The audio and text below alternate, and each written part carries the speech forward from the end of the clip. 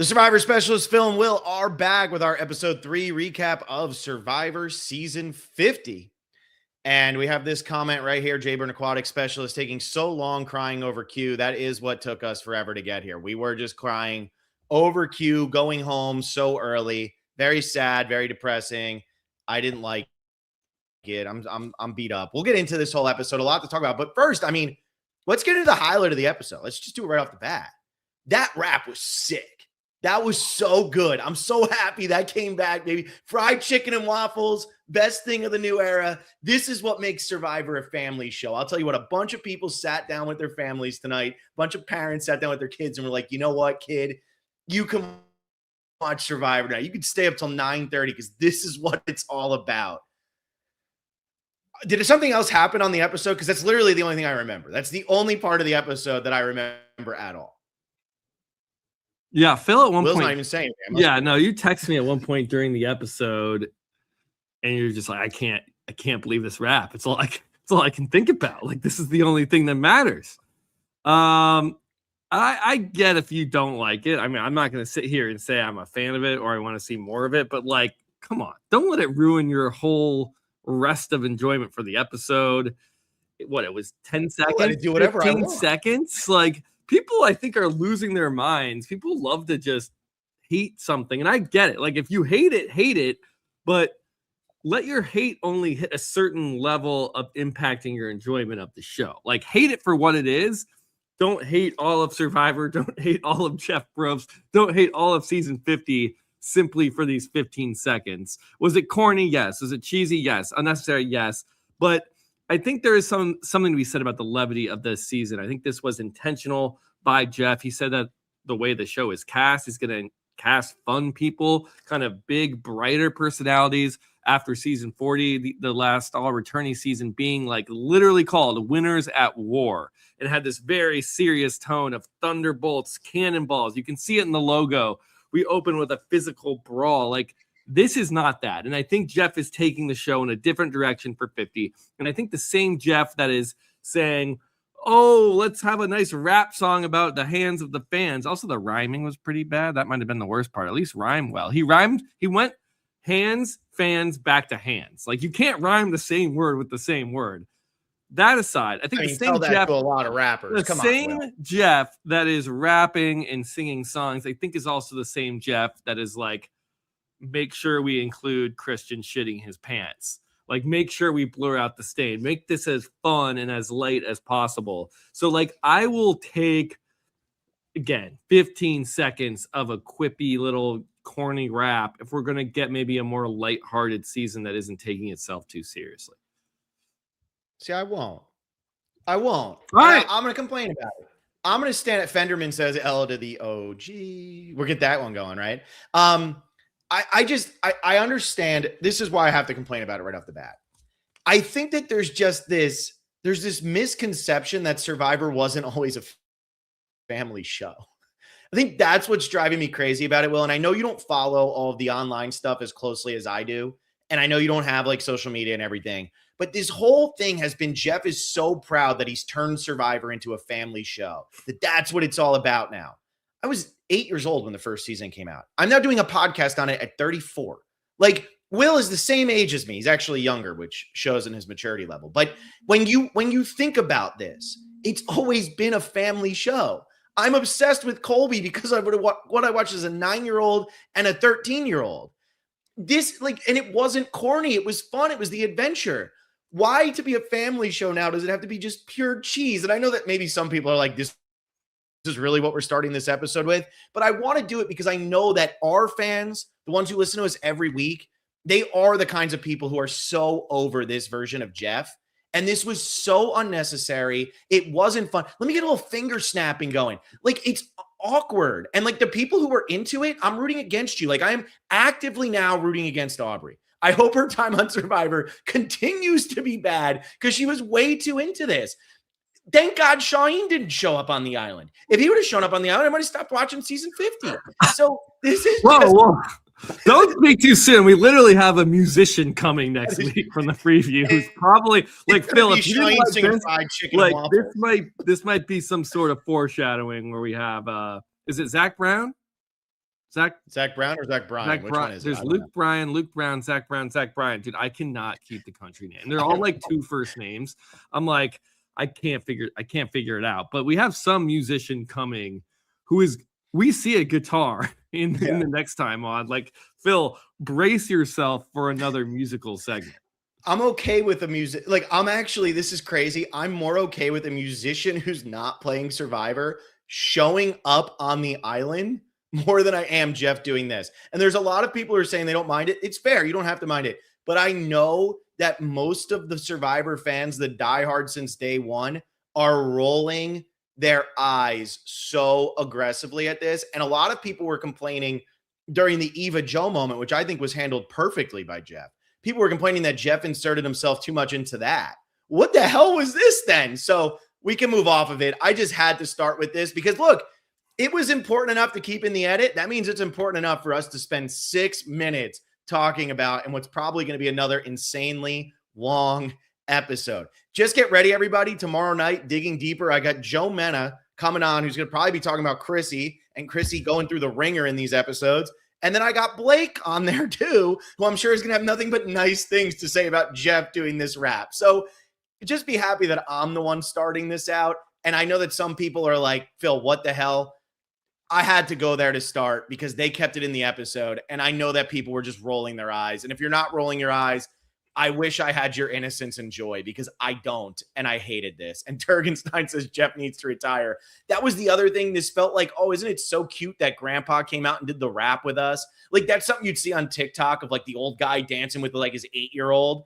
That's what this felt like. That's not what Survivor needs to be. Survivor can be fun anyway. So anyway, Nicholas W. Will, why are we so obsessed with this? Why is Jeff obsessed with putting it on there? If he's going to put it on there, I'm going to talk about it. So here we are. Brian killing it. Web. Zach Brown better come to that island and show Jeff how to rap. So it is Zach Brown. Zach Brown. Yeah, I don't still, I mean, it doesn't do anything. Even though those are the two correct names, doesn't like put a different song or image in my head. But I think the way you said, like, okay, I started watching this show when I was 8. It was a kid show. Like, how old was Jeff then? 39. Like that is what, almost 30 years ago at this point, or like 26 years ago. So like Jeff's age too, and Jeff is now hitting like, he is hitting like the age of a grandpa. And like, I think it's okay if our host, who is quiet, sassy, business means business, is now in his older kind of later stages of life. I don't think Jeff's like, you know, gonna like die anytime soon, but like he is kind of into an older phase of his life. And he is a TV host, and he's been hosting the same show for so long. And I think it's okay to see like an arc from Jeff. Like, that's fine. Aaron Kahn, coach enjoying it is the only funny thing. I'm okay with anyone who hands it up. I said this last time when it was I know. I'm like, Aubrey if thing. Jeff asks you to snap and he's already invited you back for returning player season, like, you want to, when you're on Survivor, you listen to Jeff. You do what he says. You want screen time. You want to be invited to things. You want to be like at the top of his mind. Like, because if you cross him, you'll never play Survivor again. So snap your fingers and sing along, because like, you got to keep Jeff happy. I mean, Colby doing it. I've never seen Colby more uncomfortable, and he got ridden to the finish line by coach. So here we are. What's the real reason we're actually rooting against Aubrey, though? It has nothing to do with this finger snap. It's because she's looking at Genevieve. And I had this realization. So Sophie Bellardi and I did the podcast this weekend for predictions and power rankings. And as we were talking, I was like, wait, this is a bad swap for Genevieve because her number one enemy is Aubrey, and Aubrey has an idol. And all of a sudden, tonight's episode comes out, and Genevieve's telling everybody, I want to work with you. And I'm like, oh, good. Genevieve's through. And then she goes and tells Tiffany, who I forgot was on the season. And Tiffany goes and tells Aubrey. And that's why I'm rooting against Aubrey, because it feels like Aubrey might be trying to target Genevieve. So, Will, you had to have a lot of ups and downs going on in this episode, and we can get off of the rap. We'll bring it up later because we'll probably have to talk about it 2 or 3 more times. But oh yeah, of course we do. How are you feeling about this? I mean, we'll get into the vote and everything with Q and all of that, but I really do have to start with this Genevieve, Aubrey, Boomerang idol situation, because I know that this is a hot topic in the community right now. This was a hot topic when we were doing predictions and power rankings. People were talking about Genevieve finds a Boomerang idol and has to give it away. Then somebody else finds a Boomerang idol and gives it to Aubrey. And now Aubrey and Genevieve are kind of looking like they're pitted against each other. How do you feel about the way this is shaking out? You're the game design guy. Is this a nightmare situation or is this a good situation? Not even considering who the people are, just from the way that it's could potentially happen. Wait, you mean not from like a gameplay or people situation? You're talking about just from like the rules of how the Boomerang idol works? I'm confused. I want to know how you feel about the fact that somebody who found one had to give it away, and now they're being potentially targeted by somebody after a tribe swap who has one that they were just handed. Yeah, I think you could argue, okay, you found the idol, you found the advantage, you should gain some sort of power, but like, I don't know. It's Survivor Season 50. The challenge, the advantages are dynamic as the fans have voted.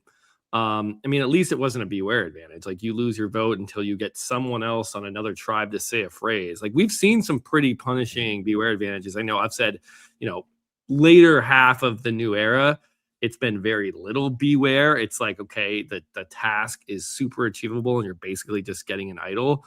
But just because you find something in the jungle doesn't mean you're automatically awarded an advantage or idol, especially if you don't have to do any further task after that. So, I mean, if you find this thing and hand it over and now we're swapping, I mean, I think that's fine. And I think what we saw tonight was, the weaponizing of this information. Who knows about these Billie Eilish idols? Who knows who has one? And I think we'd have to like almost go back and track it because people were saying different things.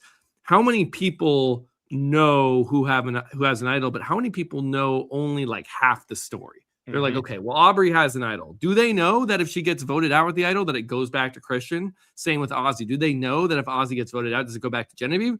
Or is it being pitched by, okay, Ozzy has one, people want to work with him. Aubrey has one, people want to work with her. Like, I think and again, it's not like one thing across the board where everybody knows everything or no one knows anything. I think it's like really fine on who knows what. And that might be actually a little hard to track. And that's actually why I was surprised episode 2 that we even got 2 Billie Eilish idols. And I imagine there were 3 Billie Eilish idols, Billie Eilish Boomerang idols, excuse me.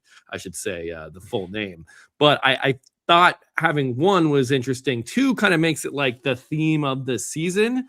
And when that happens, the word is going to get out extremely quickly. And, I'm sure, Phil, we will see a scene down the line. Like, you gave me this idol. Is it because you wanted it to boomerang back to you? You want to get me out or you want to work with me? Of course they're going to say, I want to work with you, but is that going to be believed? Like, I think this is part of the design of this idol to get conversations going. I think it would be more interesting if you had 3 different idols and there was only one of these, because then I think secrets are just fun. Yeah. The Billie Eilish Boomerang idol, I think after this episode, after you swap with 21 people, it cat's out of the bag here. So I don't know if you're going to get maybe the effects you would want. It might have played out more interesting or at least be more surprising and more secretive if there were only one of them in the game. But it's not unfair by any means. Yeah, I think that it's because people are really excited for Genevieve, obviously, rightfully so. People are stoked that Genevieve's going to be on this season. Genevieve's going to be playing. Woohoo, Genevieve's had a big edit. And now all of a sudden it's like Genevieve looks like she's in good. And we don't know what's going to happen down the line. But I know that I had brought up that there's the potential that Genevieve ends up getting idled out by Aubrey. And I thought that potentially could happen this episode. Now her tribe wins, so it doesn't matter. Maybe they keep winning. Who knows? But my point is, I know that when I had mentioned that, the comments really were like, no, that can't happen. And they started talking about this dynamic of Genevieve found the idol, and then she could be voted out by somebody who didn't find one, was given it. But I kind of agree with you. I think that more of the emotional reaction is coming from, and I'm just looking at our chat, a lot of people are being down on Aubrey over here. And I know a lot of people are really excited about Genevieve. I think if the roles were reversed, people would be like, yeah, this is fine. I think it's a lot of results-based type stuff. And I do kind of agree with what you're saying. And then you had mentioned swapping with 21 people. I mean, and who knows what information. You mentioned this back in our episode 1 recap of all this weaponization of information. And we really saw that come out tonight. I mean, Rizzo knew everything about the Billie Eilish idol. And we have Q, who doesn't have a vote, and then he's trying to claim he has an extra vote, but he's also on a tribe now with Ozzy. So is he going to be able to pull off that lie? And Q ultimately ends up going home, and I don't think it had anything to do with that. But like, there is a lot of information out there, and I think that it's actually being utilized very, very well by the players who are playing. But I agree with you. Now what happens with this Billie Eilish Boomerang idol, where is everybody just going to know everybody who has it? I mean, especially when you got Emily Flippin running around as just a loose cannon telling everybody everything. Literally told everything to everyone instantly. And she had Christian on her tribe that she could have gone and like chatted with before. We could definitely get into that. Yeah, I mean, look, I'm rooting for Genevieve. She's probably out of the new era people. She's the one I want to see go the farthest, that I'm rooting for the most. She was in a good spot. And I think even like imagining a version of season 50 where Genevieve like lands on her feet and is in the majority and people are talking to her, and like if that tribe Luke goes, 0 for 3 in challenges, I'm pretty confident Genevieve is surviving all 3 tribal councils. Like that was not on anyone's bingo card. I don't think that's what you would have bet on going into this season, just with her threat level and the way people view her. And even I didn't listen to preseason interviews, but based on the comments and based on just chatter, people are saying, man, everyone does not want to work with Genevieve. So like for her to land was awesome. She swaps. Yeah, I mean, this is going to be a worse situation. And she does have her number one enemy on her tribe, and her number one enemy does have an idol. Again, I don't think this is unfair. I think this is kind of the nature of modern Survivor. You're going to have a lot of advantages in the game. You're going to have a lot of swaps. There's a lot of luck, but it's on Genevieve to get out of this. And she went around. I think this was probably a mistake from Genevieve in that it seems like she went to all other 5 people on her tribe besides Aubrey. I think there was, and they literally showed every single scene. I think you maybe want to sit back a day and feel like, okay, who is Aubrey talking to? Who is she close with? And maybe you can figure out that her and Tiffany have some sort of working relationship.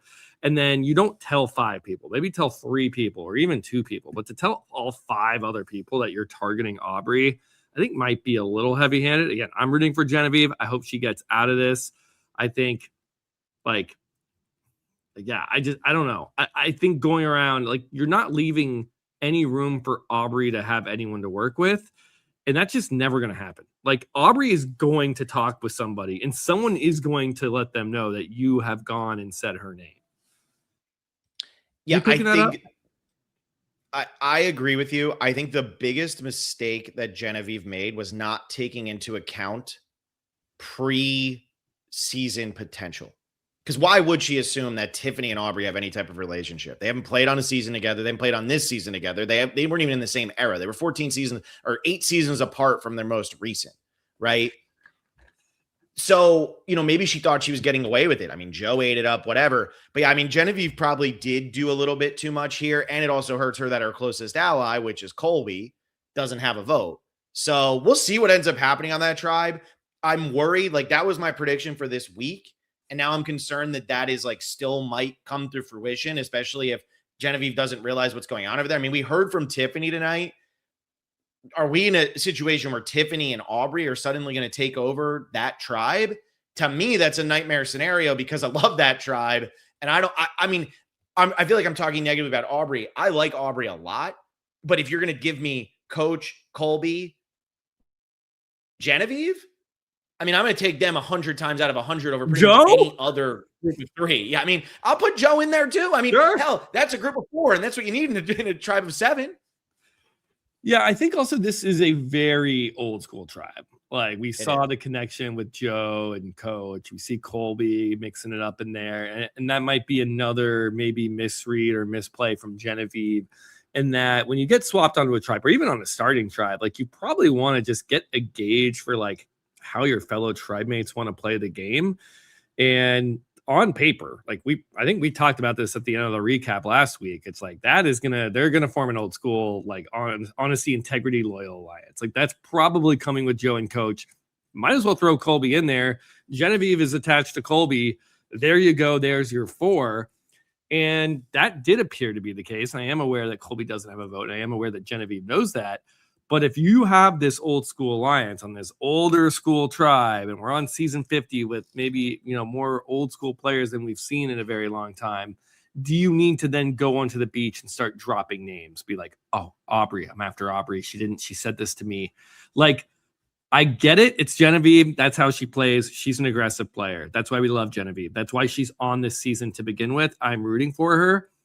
But I almost wish she just kind of took like a little bit of a breather, just like waited a day, or like wait till your tribe loses. And she knows Colby doesn't have a vote too. I know. So it's like, I just don't know. She needs to bring unnecessary attention to herself. And clearly, like, Aubrey is not going to side with you at this point. And so it's not about losing Aubrey, but it's about like making friends with everyone else. Like, I think she first has to fit in on the tribe. And I think she was. Again, like that foursome right there seems to be a pretty good alliance. It's just now Aubrey is aware you're after her. Aubrey has this idol. Colby doesn't have a vote. Chrissy is hovering around in the mix. We don't know where she's going to end up. So yeah, I'm still gonna like root for Genevieve, and but I am not feeling like I can't sit here and be like, no, she's fine. Like I can't really say that. Yeah. And I know we're starting with this tribe, and I don't know really how I got here after fried chicken and waffles or whatever the hell Jeff did. Maybe it's just because I saw Colby like not knowing what to do.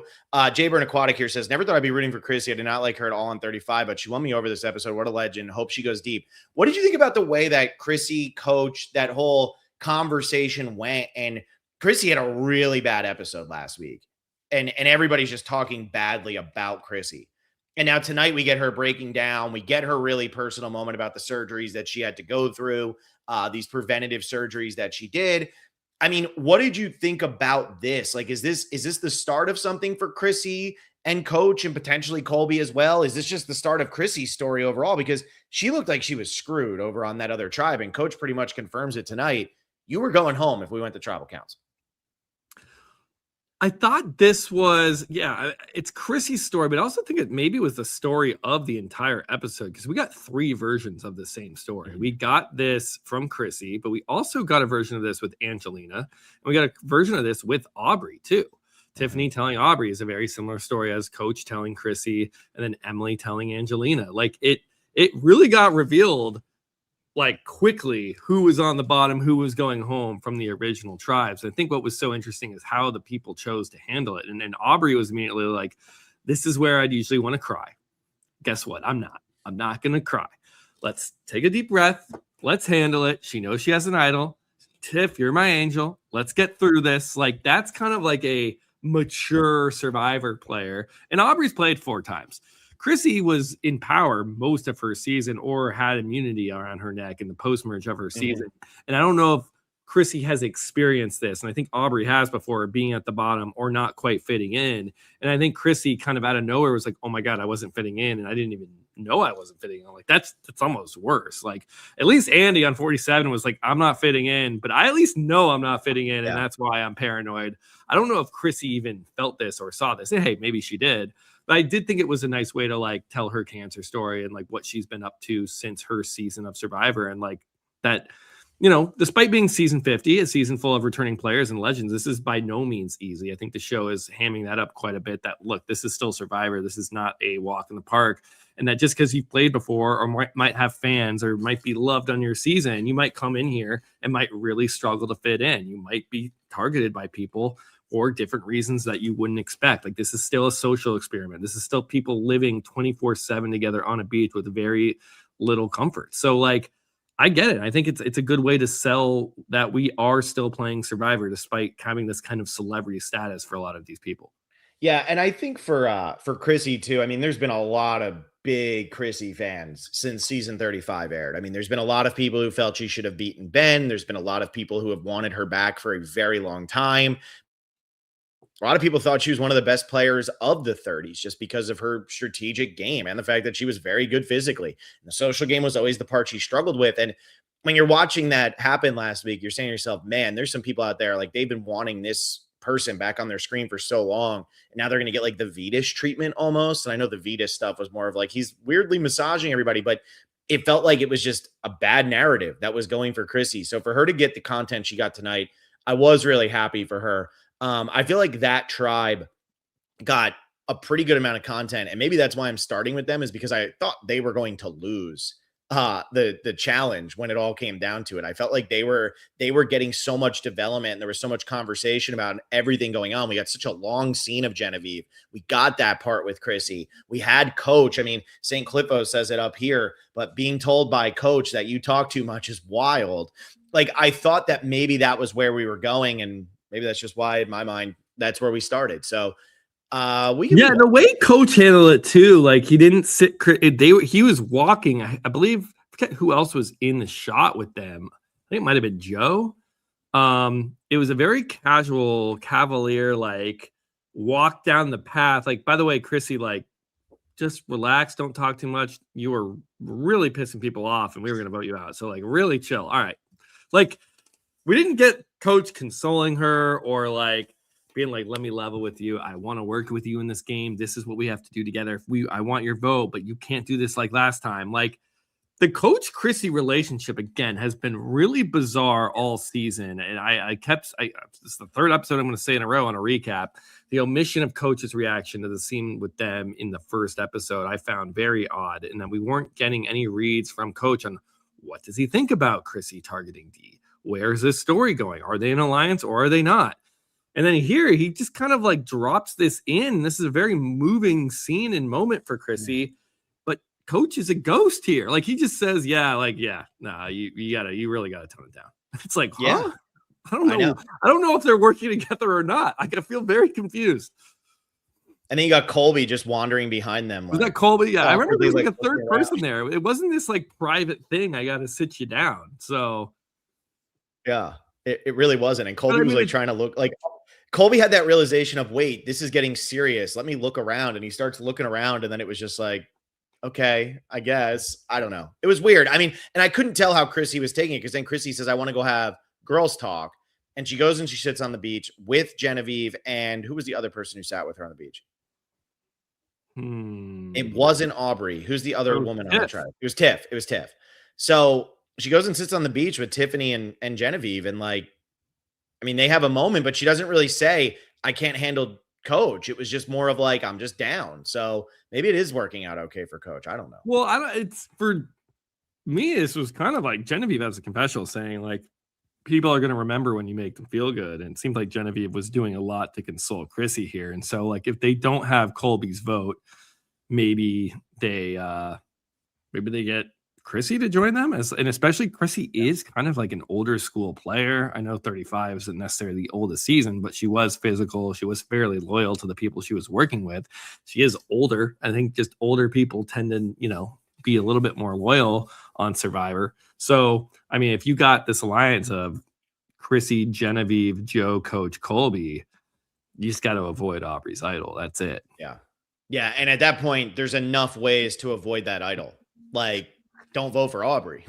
Vote for Tiff, but do they? Well, you can even split the votes too. I mean, you could do a 3-2, and then whoever two they vote for, if there's an idol played, it's fine. Yeah, there you go. All right, let's jump over to some other tribes here. I don't want to go to the losing tribe yet, since we're already talking about the winning tribe. We might. Yeah, this is weird. Usually we talk about the vote and tribal council, but you wanted to start with the wrap, and now we're going to like the tribes that didn't go. But I'm here for it. I mean, we're going to cover everything eventually. You know what it is? Okay, so first of all, I want to throw up this super chat here. St. Cliffo, how the heck are we getting this cast down to a final 3 at this rate? The potential twists are giving me nightmares. Yeah, so I think that's why I'm starting with these tribes, because I thought it was going to be 2 tribes going to tribal council, and then it wasn't. I'm assuming the next 3 or 4 episodes are double boots the whole way through. No, but then they're doing a reward challenge next week. So what do I know? No, I was in the middle of this episode. At some point, I was just like, okay, well. And it was before the immunity challenge even started. I just looked at the clock and I'm like, okay, this is another single boot episode. Like, we aren't getting the 2 losers of the immunity challenge going to tribal here. And we're going to enter episode 4 with a 20-person cast. And I don't know. I did the most recent season of Surviving Barstool was a 24-person cast. And that's how the pre-merge worked. It was 3 tribes of 8. 2 tribes that lost voted somebody out. It was a way to churn through people.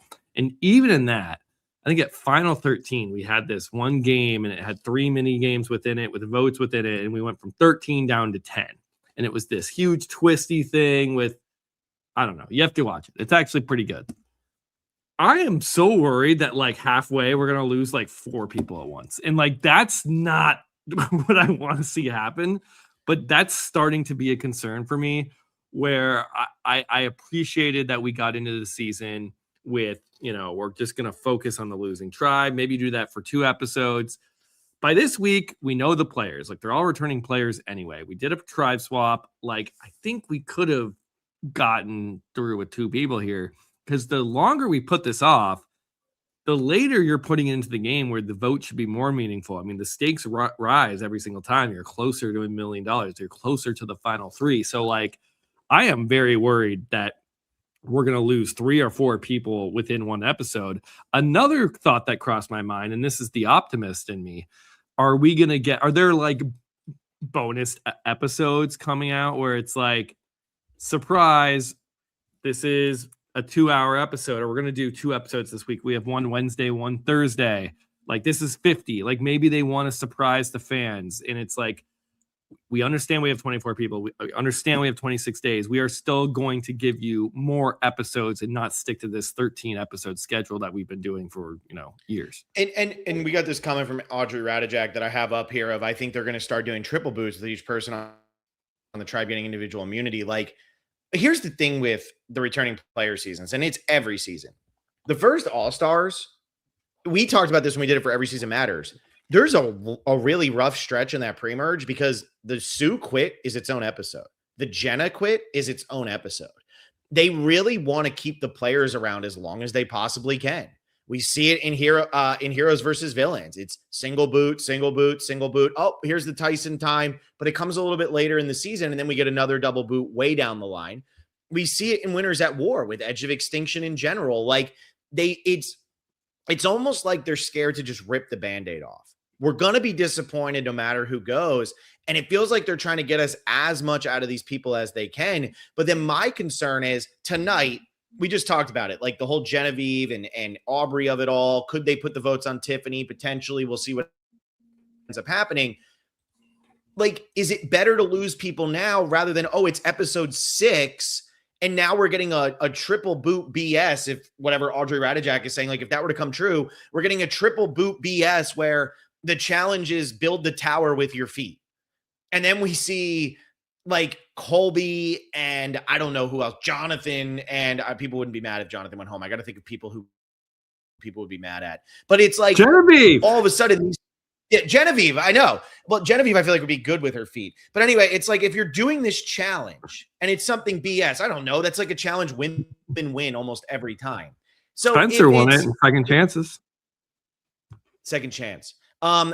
Sorry, I had to do that. Stephen Fishback just goes around correcting people with that nowadays. But my point is, I feel like you're keeping people around, but the way that they're going to get eliminated down the line is going to be unsatisfying. And I think if 2 tribes just lose, I'm not as dissatisfied. So that's what my concern is. And we'll see what ultimately ends up happening as we go through. But let's go over to the Sila tribe, because this one is probably the one we heard the least from. We had Charlie. Well, hold on. I want to talk about the format of this because I think like we haven't lost it yet. Like there's hope here. Like we had the tribe swap this week. The tribe swap is a lot to cover. You have a lot of new relationships. Maybe you don't have time to do 2 tribals in an episode that has a tribe swap. Again, 21 people. I mean, and a lot of people have prior relationships. We saw the David versus Goliath people get together. We have, I guess Mike White and Ozzy, Mike White goes to Ozzy's restaurant. Like there is a lot to unpack and explain to the audience with the tribe swap, especially with that many people. So I don't want to sit here and be like, nope, Survivor ruined it. They dropped the ball. We need to start getting double boots now. I think there's a world where next week we do an immunity challenge, the 2 tribes that lose, and we get a double tribal, and we're like pretty much back on track. And I think that's like, you don't want to do it right at the start because you're right. You need these big characters to last long enough to get to know them and get to see them again. Like you have people on your screen you haven't seen in a while. You don't want them to go home early. You don't want to like rip off 5 boots in 2 episodes. But I think doing it pre-merge is better than doing it post-merge. So like we are hitting that time where like we need to get there. So let's give it another week. I would understand that the tribe swap might have prevented them from doing that. Okay, now to the other tribe. Well, and the last thing I'll say about that is I thought that next week would be the week. And then all of a sudden, like I said, they're showing reward challenge. I'm like, reward challenge? We don't have time for a reward, immunity, and 2 tribals. Like we have time for a reward, immunity, and a tribal. I don't think they have time for 2 tribals, especially if you're bringing Zach Brown out to come play as a Diddy. Like, I don't know if we have time there. I could see reward, especially if you get to it early. We do have 90-minute episodes here. So I think if you get to the reward challenge early, immunity then earlier, and then you have 2 tribals, I think that's not crazy. Yeah. Okay. Other tribe. Let's go to the Sila tribe. So this is Charlie, Devins, Sari, Camilla, D, Rizgod, and Jonathan. This was a weird, like the dynamic here was D saying, you got to get rid of Sari. One of my best friends told me to get rid of Sari. If you don't get rid of Sari, you're going to regret it. And then her and Jonathan are having the conversation. And she says to Jonathan, I don't want to look back. And wouldn't it suck to be blindsided? I don't know if this is a foreshadow or what, but wouldn't it suck to be blindsided and say, oh, we should have just gotten rid of her? And Jonathan's just like, I'm good with whatever. Let's do it. But I didn't know if that was a foreshadow because D hasn't said much on this season. And then we have Rizzo going and trying to bond with Charlie, but we have this whole Maria Charlie storyline that came up big time here. What is happening on this tribe, and how much of this last night flashback of Rizzo saying, I didn't vote for my number one, and then Charlie saying, I want to get this guy out of here. What? I mean, I get it from Charlie. Like, I'm not confused. I think the difficult here is that Charlie hasn't seen the season, and neither has Rizzo. Like, Rizzo's played the season. He hasn't seen the season. So, like, that's definitely not at all a part of the story that, like, Rizzo and Sophie were number ones and Rizzo voted for Savannah to win. Like, that plays no role in the story of Survivor 49. And he knows that probably, but like, I kind of get what Charlie's saying. Like, again, this is a completely incorrect read of what happened, but for Charlie to just be like, wow, you voted for the person you thought played the better game than the friend. But like, I don't know, maybe Charlie shouldn't feel that bad. Because like, I think Charlie can confidently still say, like, I played a better game than Kenzie strategically. Like, I played the votes and the advantages and like the game of Survivor, other than just like being liked. And that, again, I guess that's part of the game. But the things he can control, more of the strategic elements, no one argued that Kenzie played that better. People argued that Kenzie was more likable and could sway more jury votes, and she's more social. And like, that's how she won. Survivor's a social game at the end of the day. And so I think, I mean, he clearly is, all we know is that he's going through something. And he even says, like, I got baggage. I brought my baggage here on season 50, and it is going to influence the way he's going to play.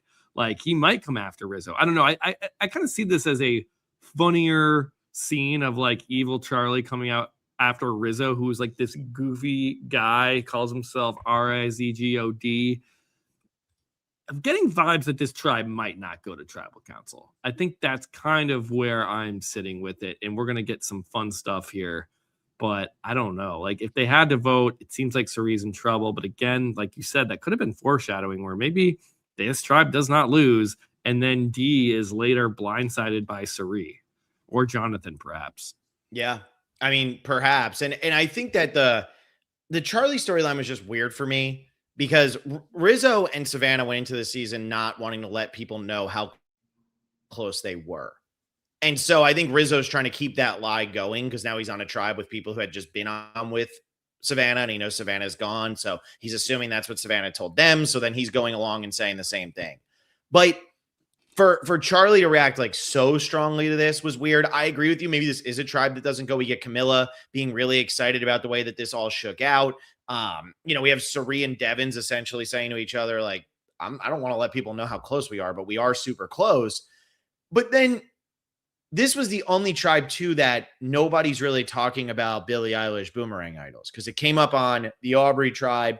It's about to come up big time when we talk about the third tribe. So, but like, I mean, we know Devins and Sari both know about Billie Eilish Boomerang idols, but they're not showing anybody really discuss it. And so that's where I just feel like the story on this tribe didn't fit with like what was going on in the other two tribes, which maybe goes back to your point of they're trying to remind us that this tribe is here, but this tribe's really not going to be going anywhere anytime soon. Well, especially you have Jonathan and Camilla. So you have like the best physical challenge player and probably the best puzzle challenge player. Like, Christian, I love you, man, but I think Camilla's like got you beat in the puzzles, or at least by a lot. Puzzles. Like, I know Christian's got the slide puzzle algorithms going with robotics, but in terms of like just getting a clean read on how to put together a Survivor puzzle, I think Camilla takes that one. Yeah. Yeah. Cody Brayman, the visceral hatred of Rizzo's comment from Charlie was TV gold. I felt so much for Charlie in that moment. I'm team Charlie now. Again, I like that we're seeing Charlie angry and like clearly he was triggered by this in like a very real way. And I find that interesting. I'm a fan of Charlie, but I'm also a fan of Riz Gods. And I mean, just watching this seen play out, I don't like my first instinct and thought was like, this is just kind of completely unfound. Like, this is like not, that's just not what happened on 49. Yeah. And like you said, Phil, which I didn't even know about, is that Savannah and Rizzo agreed to tell people that they were not close as to protect themselves and not be seen as a duo if they were to get swapped or merged together. Obviously, Savannah's gone, but you brought up a good point. Savannah's already told people that her and Rizzo weren't close. If Rizzo's like, actually me and Savannah were close, then it's going to be like, people are going to be like, huh, why you guys had like a secret plot or plan? So I get why he's rolling with this. It's just this like really odd thing that Charlie picked up on that just kind of seems to come out of nowhere. So yeah. And we'll see how this dynamic goes, and we'll get into this tribe a little bit more as we continue going on. Getting a super chat. I updated my profile pic, hoping my dream comes true, being a guest on The Specialist. Also, the season has blindsided me with how good it is.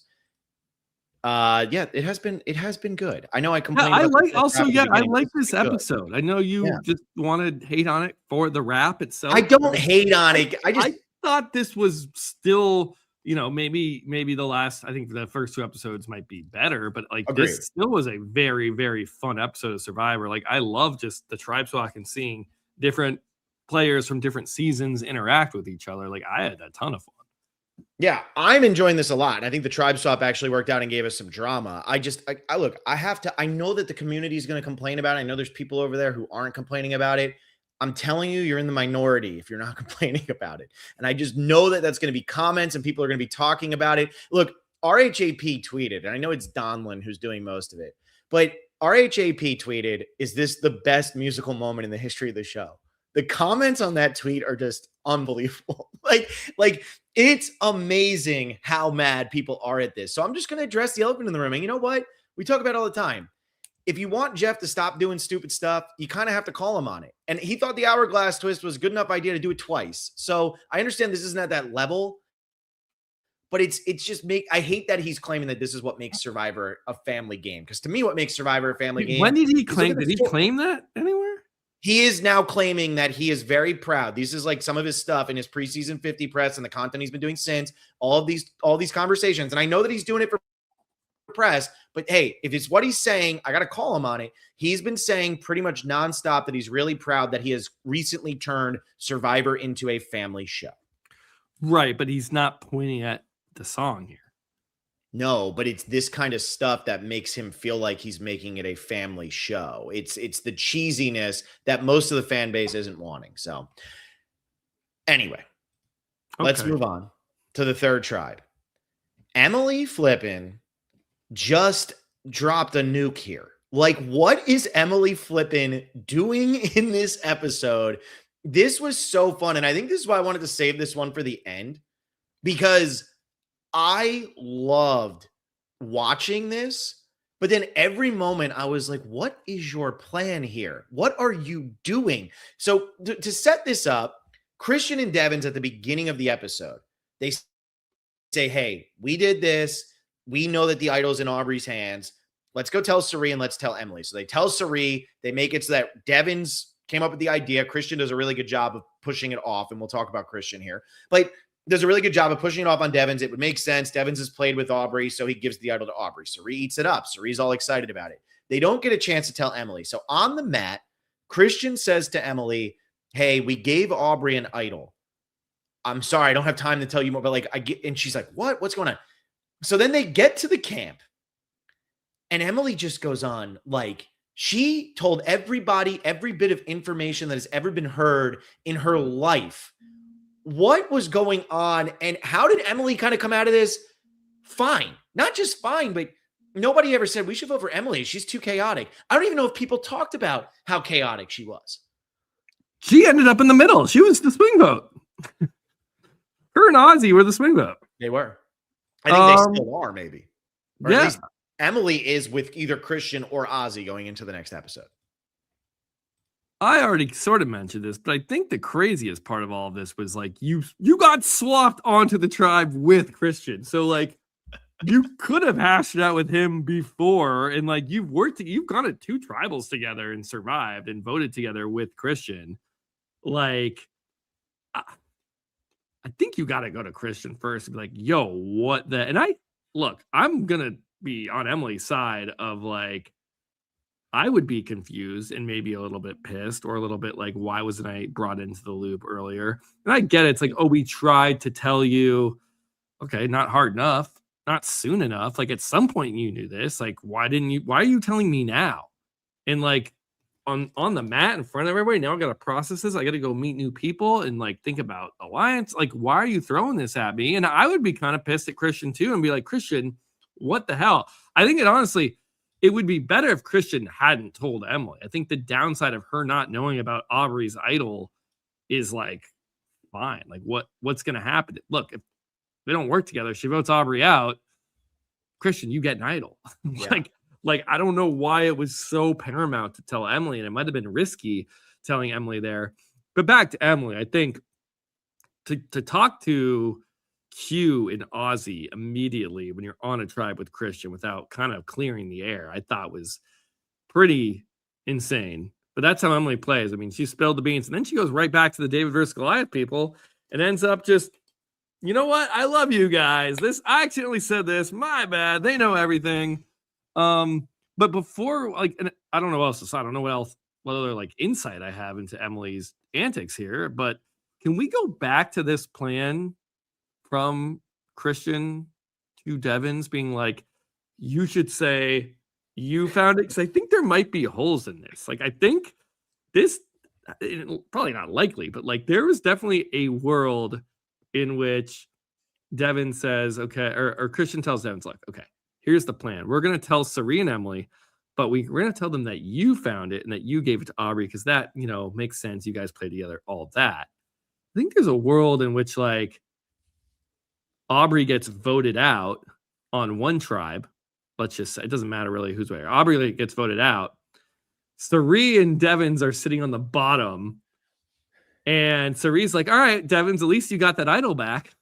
Like, that's the Billie Eilish idol, right? It boomerangs back, and Rick goes, about that. It was actually Christian's. I just didn't know that there was a need to make, especially with the mechanic of this specific idol, the person who gifted it is so paramount to how it works. Why are you lying about this? I think it might set you up for a trap later that you can't get out of.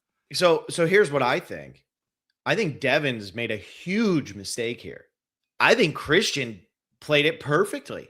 Christian ends up not looking bad, right? Christian even says, now I'm not the idol guy. I'm not threatening in that way. Devins is already known as the idol guy. So they'll see Devins as the guy who could potentially go find the idol. Devins has a relationship with Aubrey. Now, nobody knows that I have a potential relationship with Aubrey, that I could do any of that. And so I think Christian did a pretty good job. I think that Devins might have caved a little too easily here. Might have given him a little too much, because I do agree with you. It could come back to bite Devins in that way, but it also just puts a bigger target on Devins' back. Like if you're Sari, now Sari is the right person to tell about this because Sari has played with Aubrey, did make it very far in the game with Aubrey on Game Changers. So Sari is probably pumped about this because she's saying, oh, great, we'll be able to bring Aubrey in. I've already gone to Final 6 with Aubrey. Like that sounds awesome. But at the same time, if you're Devins, people are now going to perk their ears up and go, oh, man, Devins is back to his old ways. He's finding idols. He's going to try to build bridges across tribal lines. What should I trust and what should I not? Because he never really had a great alliance on his season. It just didn't happen for him. So I feel like this worked out really well for Christian. It didn't work out as well for Devins. And Jonathan Looney wants to know, did Will just discover the word paramount? Paramount Plus has got me, Just got you hooked. Yeah, Paramount Plus, baby. But that's how I take this entire scenario. Now, if they pitch the same thing to Emily, I don't know if Emily reacts as positively as Sari did, because does Emily know Aubrey? I don't know. Well, and maybe someone can correct me in the chat, like they're correcting my use of Paramount, but did they tell Sari fully how the idol works? Again, that was a lot of talk about how the Billie Eilish Boomerang idol works. Some people were told that it boomerangs back. Some people were just saying it's a gifted idol. And so I wonder, like, were they telling Emily and Sari? I know they weren't able to tell Emily. She found out eventually. Was the goal for them to be like, bring Aubrey in and work with her because she has an idol? Or was it like, get Aubrey out of there so we get the idol back? I think it was the former. I think it was, we want to work with Aubrey is what it seemed like. But I don't know if that was super clear. And again, it felt like a little bit of both.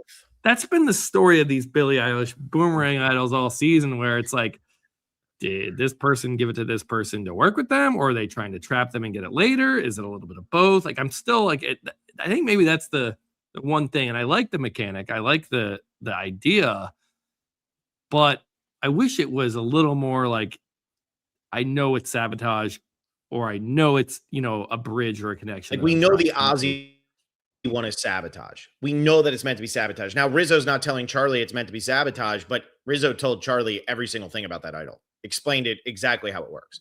I don't know if that's what happened with Sari. Yeah. And I mean, that's the thing, what I'm saying about the word getting out and maybe not having two of these might have been too much. Cause Rizzo's talking to Charlie, who's on the same tribe with Sari, who's on the same tribe with Devin. So it's like, we know 4 out of the 7 people in that tribe know about the workings of this Billie Eilish idol, even though that tribe has none of them there currently.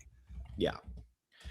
And then I just want to bring this up real quick because I've seen this comment a few times. So I'm going to call you out, Turgenstein. Sorry, it's happening. Where is this? Because it's in relation to how the tribe swap ended up breaking out. Seriously, DVG plus Emily on the same tribe after a swap of 21 people, rigged. If Survivor was rigged, Q would not be walking off that island tonight. If Survivor was rigged, the best narrator on the season, out of all 24, the best narrator on the season would not be walking off the island tonight. So I don't want to hear it. I don't want to hear it. The tribe swap broke out the way the tribe swap broke out. There is no way that Jeff is happy to see Q walking off that island tonight. He's the best confessional giver out there. He's pure gold the entire time. To save Angelina, who they're editing out all of her good stuff, who hasn't done anything? Give me a break. Give me a break. Cancel everything you got, Turgenstein. Cancel it. So, anyway. Yeah, I'm looking up the odds right now. Just for the David versus Goliath part. So I feel like tacking on Emily is like, you could have picked any, like you could have thrown in Devins instead of that. Like, just because Christian had made good connections with people, you're just increasing your luck of ending up with, alliance members. Okay, but you move on. I'm going to calculate this real quick. All right, you go calculate it. I just wanted to bring that one up. The other thing that was crazy about Emily here, going back to how insane Emily played this, when Emily gets there, instead of going to Christian, not only does she not go to him, she goes to Q and just spills everything to Q. And I have to say, I know Q just got 21st placed on this season. I don't know what more Q could have done. I thought Q did a great job of pitching his case and of just like making the arguments that he could make.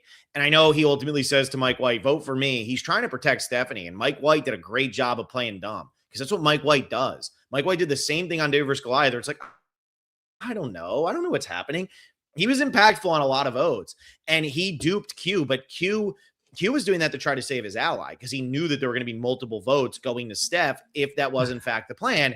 I'm just saying, I feel like, no, okay. I think it makes sense because you don't want Steph to go. So your thinking is, I have Ozzy and I have Emily. Emily spilled so much to Q. If you're Q, why would you not trust her? Especially because you know that Ozzy has an idol. Maybe he doesn't know that Ozzy has an idol, but Ozzy knows he has an idol. So he's probably even trusted Emily more. That probably made their bond stronger. I just feel like Q can't know all the information we know. And with how much Emily spilled to him, he has to be assuming that Emily is not with Christian because why would she be saying all of this to him? And it's too scatterbrained to even make sense. So you think you have Steph, you think you have him, or you think you have Emily. You also think that you have Ozzy because you did spend an entire night with him on Exile Island and you guys were probably just bitching about Coach. You think you have 3 votes. You think the other 3 are going to vote for Steph. You say, no, vote for me. It's a 3-2-1. He's safe. It makes sense. He has no vote. He can't do anything about it. I'm like dumbfounded that you're even like entertaining this as like, look, okay, yes, you're right. It works if Mike White goes through with it, but it's not like Mike, you're not talking to just like some random person off the street. You're talking to a Survivor fan, a Survivor player, a very good Survivor player who made it to the finals and probably should have won his season if he wanted to win. Like, and let alone, you don't even need to be that good at Survivor. Understand? Okay, if I'm in an alliance of 3 on a 7-person tribe, and we're all voting one way, and I throw my one vote away, that's going to give away the majority. Like Mike White knows this, that if they don't vote together, that their votes lose power. That's how Survivor works. That's how majorities work. He's trying to get a plurality. Yeah, just throw a vote away. That would be like in Blood vs. Water, and they're about to go to Rocks. Be like, you know what? Just vote for me instead. It's like, no, then my side's gonna lose a player. Like, I don't understand how this is like an actual strategic plan. Because it didn't feel like Mike White's whole pitch was, I don't actually want to vote any of you out, so I'm just gonna vote randomly. And Q didn't know Gavin Whitson was on edge of extinction with Rick Devens, because Gavin Whitson put out a tweet about Devens and how he can't handle Devens because Devens is a bad person, not realizing that Devens and Gavin are best friends and go to like Universal Halloween Horror Nights every single year together. Q doesn't know what Mike White's game is. With the information that Q has, saying, like, Mike White is saying, I'm throwing away a vote. For Q to assume that Mike White doesn't understand what the throwaway vote and that he would actually consider this, like, he knows that if like he doesn't write, if they're, let's say the plan is to write Stephanie and that they're able to get Emily, or they think they have Emily, have 4 votes on Stephanie or some combination that's going to get rid of Stephanie. And she's like, well, yeah, throw a vote towards me. It's like, well, yeah, then Angelina's going home. Like, that's the person you're voting with and in an alliance with. So like, it never felt like that was an actual plan that was ever going to like come to fruition. And I hope there's no one saying, okay, well, Q wanted to be voted out. Now he's out. Like, the target was already on Q well before, or at least that's what the way the show edited it. Like, Q was already on Mike's radar as someone he wanted to target. He had already put the hit out on Q. So Q then asking him later, just throw a vote at me. I think that's more the irony and the coincidence that we're supposed to enjoy and not really take this as a serious strategic plan. Well, but my other thing, and yes, it's the irony and all that. What is Q's play that's so much better than this? Because I feel like Q did everything he could to try to keep himself and Stephanie safe because he had no vote. And I feel like this is the best thing he could try to do while also threatening, as St. Clippo said, that I have an extra vote and I'm going to do this. Now, the extra vote thing, is it going to work? No, but at the same time, it's like, what else could he do? He was fighting so hard.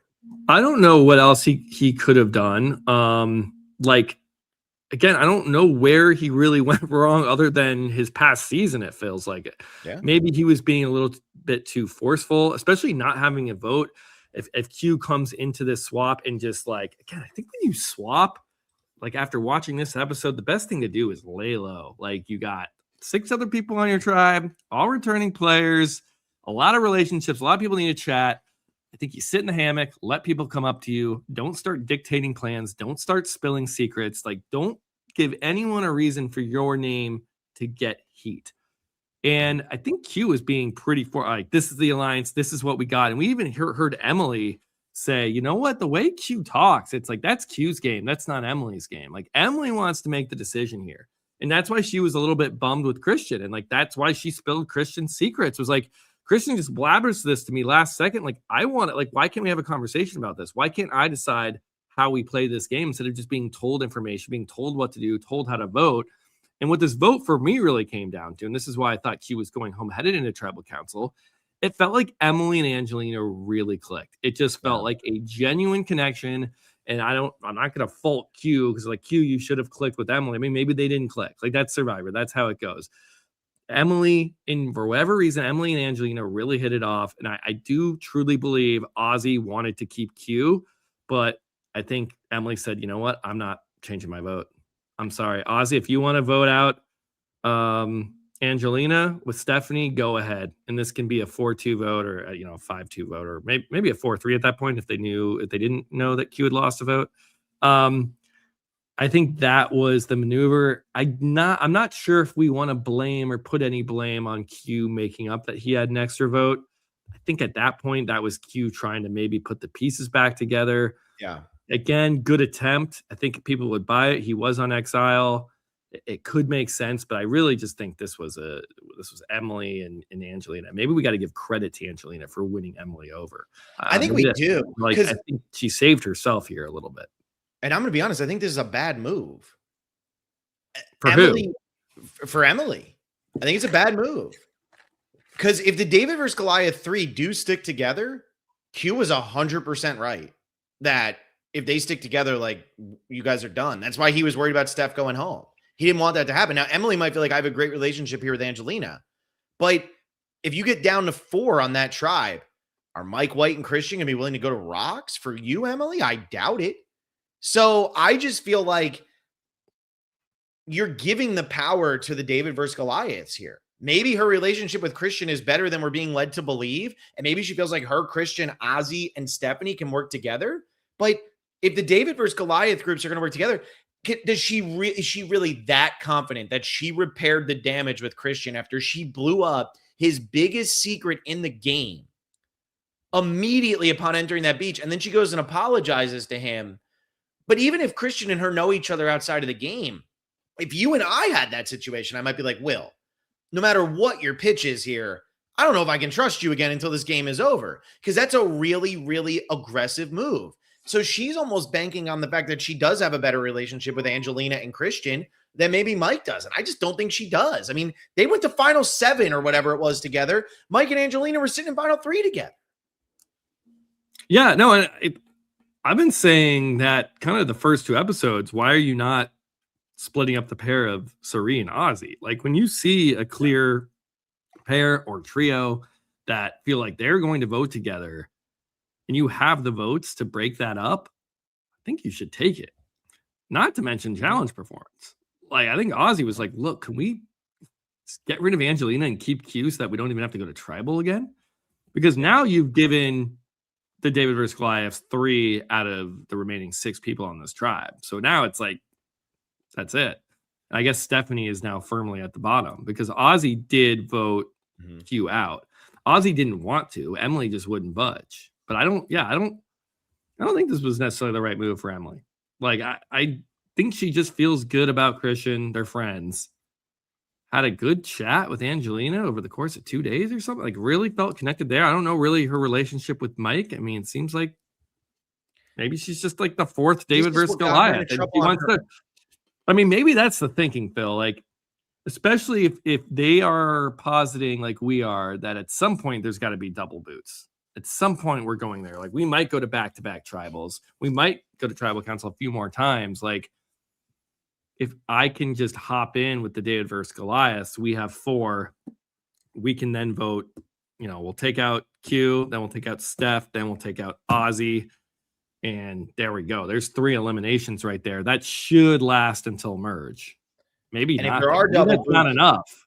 Yeah, if there are double boots coming up, this tribe probably loses multiple times. Ozzy hasn't won a challenge yet this season, which is crazy. And Steph would go, but then Ozzy has an idol. And I know Emily doesn't know about that idol, or at least I don't think she knows about that idol. But Ozzy goes and he plays that idol. He probably doesn't use it to get rid of Emily. But I just think Emily, I don't know, maybe she does, maybe she doesn't. I just feel like Emily's in a bad, I can't say it's a bad position, because there is a chance that Ozzy and Steph are now like, hey, we want to go this way. Christian, you have to break that up. We're not giving you a 3-2 advantage over there. But I don't know. And Angelina, I will give props to, because she did do a great job here. And this was maybe some of her best relationship building in the history of the show, because she got 0 votes when she made it to the final the first time. But for Emily, my concern with this Angelina of it all is just simply that you're banking on a relationship that you've built in this short time being stronger than Mike White had Angelina have a speaking part on season 2 of The White Lotus. We saw it. We saw it tonight. I know that was the budget, everybody. Next week they're not. I doubt they paid for that. I bet Mike White can get that for them for free. I bet you Mike White did. Everyone was saying, "Oh, they had to pay Warner Brothers, HP." It's like, I doubt it. Mike White can call anyone and be like, "Look, I'm on Survivor. Give him some footage. Give him the thing." It's a clip of her. Like, it's gonna be fine. And so you have Angelina sitting there with Mike White. Angelina and Christian are very close. It's like Christian was in season 3. Yeah, season 3, exactly. So I just feel like it's. I can't call it a terrible move from Emily, because Emily's not the next boot there. But I do worry that she just gave too much power to the David versus Goliath people. That's my biggest concern, is that she just gave too much power to David. Yeah. I mean, Steph is done if they go to tribal council. But it could be just more of like just like a haven. Like you're chilling, you can hang with them, until the merge, hopefully. Like if your tribe gets down to 4, then you're probably in trouble. But like, do you really think you're going to get down to 4 with that tribe before another swap? Here's another question for you. If it's going to be a 5-1 pile on Steph, do you think there's any shot Ozzy would play the idol for Steph to not allow it to be a 3-2 advantage for the David versus Goliath to protect Steph and try to keep that? Or you think he doesn't care? I'll just play it next time. You let Steph go. You hope you don't lose. If you lose, you play it on yourself, and then you're surviving farther. Because if you play it on Steph and send out a DVG, Emily's still there. Like I said, basically there's 4 of them, and then there's 3 versus 2 the next time, and so and then you've played an idol successfully. Now you're a bigger jury threat, and now maybe they target you. So I think you last longer keeping it a secret and letting Steph go than playing on yourself the next time. The math on, and you can only play it for yourself. The chat corrected me immediately. The Boomerang idol can only be played. Oh, that's true too. I'm thinking of it as I think it's like, I think it's weird. Like I get not giving it away because that can like convolute the mechanics and workings of it, but like playing it on somebody else, I don't know why. Again, I don't know why that's in the rules. Yeah. The math on 3 people, specific 3 people landing on the same tribe is 7.89%. That's actually not that crazy then. Yeah, 8%. That's not that crazy. Like 1 in 11, 1 in 12 times.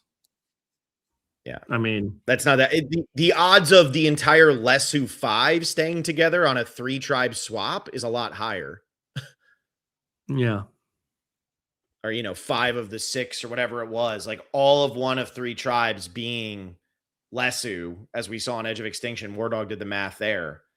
Turgenstein wants to know plus Emily. But again, like Emily, you could say Emily, but yeah, they had other alliance members. They throw Devins in there, you throw Sari in there, like, and then I'm sure Mike and Angelina had their number ones that we might have seen. Like, I think it's those 3 are objective from the same season. At that point, you're just making alliances. You're just increasing and again, pre-gaming everyone could have done. So it's like not that crazy either. Like everyone has relationships. So this is a comment, and we're not anywhere near wrapping this up, but I just want to throw this one up because this is a super chat from a long time ago from somebody who doesn't normally super chat. So I want to make sure we get to it, but it's one that made more sense after we talked about all of the tribes. Eric Kroon asked, what are your best/worst case scenario winner for the season based off what we've seen so far? Appreciate all you guys do for the community. Best case scenario? Based on what we've seen so far. And then what's your worst case scenario? Coach, still the best, right? I think there's a lot of good scenarios for wins right now. Like Christian, everyone is saying he's like in front right now. It's his game to lose. I think I saw in the chat. Just because he's getting screen time again. I think he's a great character. So he's going to get that content anyway. Genevieve winning, would love to see it. I don't care if she's new era. I'm rooting for Genevieve too. Sari might get her first Survivor win. I mean, there's a lot of good outcomes here. The worst case, who's like the worst case scenario? It's still Tiffany. Like nothing has changed for me from the start of the season to now. What about Joe? Like, okay, here's the worst case. Like Honor and Integrity Alliance, group up, don't lie or never deceive, never play the game. Pagonging post-merge, we merge at like 14, but there's an 8-person honesty and loyalty. And then they run through it. We get 5 boring votes. And then the core 4 of that, then Pagong the rest of the 4 from their own alliance into fire making. And we get like a Joe, I never lied. That's the worst. There's the worst case, right? No, it's okay. You know why it's okay? Because the core 4 of that alliance would be Colby, Coach, Joe, and probably Genevieve. Chris. Genevieve, yeah. I mean, so if Genevieve's in there, no. But if it's like if that's the group of 4, I will watch that. And if Joe wins, it sucks because that ruins I don't Coach, want Joe, Colby, and Genevieve's reputation. But it's I'm okay Chrissy, with that being it because I'm playing favorites. It's Chrissy, Tiffany, Camilla, Joe as like the 4. Yeah, it wouldn't be ideal. I don't see how Tiffany and Camilla would play that game, but we got enough old school vibes kicking around this season. We do. And my thing is pretty much where the season started to where I am now. I am still rooting for the same people. Like nothing has changed. Nobody has dropped off for me. Angelina had a bad second episode. She was kind of invisible here, but then I appreciated what she did with Emily. I'm really enjoying Emily. Like the people that I was rooting for before the season began, Colby, Devins, that's still where my head is at. Like Christian, I think is having a great showing so far. Sari obviously is having a very good showing. In terms of like who would be worst case scenarios for me, it's not even like worst case scenarios, just like I don't know, Tiffany. I don't think Charlie winning would be great right now. Like, and this isn't like, oh, I dislike these people. This would be awful. I just right now, they've done nothing to grow in my estimation. This is Alicia winning All Stars. Like, no, like I don't know you enough. Nothing has changed. Like Amber winning All Stars was a bad case scenario. If you were asking people after the third episode, most people would have been like, hell no, it can't be Amber. But now some people argue that Amber and Rob is great. Oh, it is great. It's an incredible ending to that season. And that's what I'm saying. Like we could get, I mean, maybe we get an incredible ending to this season from somebody we're not looking at. But right now, especially again, you got 20 people left still. It's like we are starting the season. Yeah. It's fine. Like there's so many ways this can go. I think that's a good point, Phil. Like, oh, what if we see a Tiffany win? Like, what if she kicks ass and plays an incredible game and we're rooting for Tiffany at the end? Like, that's totally in the cards. Yeah. All right. So we got Cody Brayman. I also love how Emily was the most gung-ho about voting Oscar out to becoming him becoming her number one ally is hilarious. Oscar. Shout out. Oscar. And then we got cool shots. Back to the challenge. Colby definitely got a concussion. Dude, if I get a second medevac and it's from that same tribe and it's Colby, I'm losing my mind. He cracked his head there, and that's what happened. Another Genevieve ally. Dude, I'm telling you. Oh man, I'm telling you. Maybe he did, maybe he didn't. He was staggering. But then again, Colby's old. Colby doesn't quite get to the level of Andrew Savage levels of exaggeration. But you know, he might exaggerate a little bit. I mean, I don't know. I just remember Andrew Savage on either Pearl Islands or Second Chance. We're literally starving. Our bodies are eating themselves. I'm like, all right, dude, like I get you're hungry, but like 7 seasons have done this before, or 6 seasons have done this before. You're gonna be okay. Anyway, so who was this? Eric Kroon then said, anyone know if confessional count came out? It did. Emily had the most with 9 for anybody playing along in the prop bet game. Nobody had 0. Everybody got at least 1 this episode. And I'll tell you what, it was a lot of 1s. You want to hear the 1s just because it was a lot, just to see? Like, I think this is fun. Rip off the whole list at this point, you know? I mean, this is your favorite part of the episode. Sure is. Here we go. And let's see what stands out to you. So from the tribe that went, Q had 5. Q ended with 18. My guy. That is the 3rd most of the season this far. He delivered. Q, you might have been out in the 3rd episode, but you absolutely delivered. Okay. Emily had 9. Christian had 6. Mike White had 4. Angelina, Ozzy, and Steph all had 2. Going to the tribe that had Colby on it, Aubrey had 1. Coach had 1. Colby had 1. Joe had 1. Tiffany had 1. Chrissy had 2. Genevieve had 4. Genevieve currently is tied for the 3rd most confessionals in the game of the people who are still in the game, with Rick Devins only behind Ozzy, who had 19 in the 1st episode, and Christian, who's been the narrator and the star of the season so far. And then Genevieve's cooking. On the orange tribe, Rizzo 3, Rick 3, Sari 3, Charlie 4, D, Jonathan, Camilla all had 1. Okay. So everybody got something. Good, Phil. I'm glad. That makes you happy, I know. Yeah, I mean, look, that's good. I mean, it makes me happy too, though, because like we really are looking forward to watching these people. So I'm glad that they're finding a way to kind of give everybody like, hey, this story could be told by 3 different people.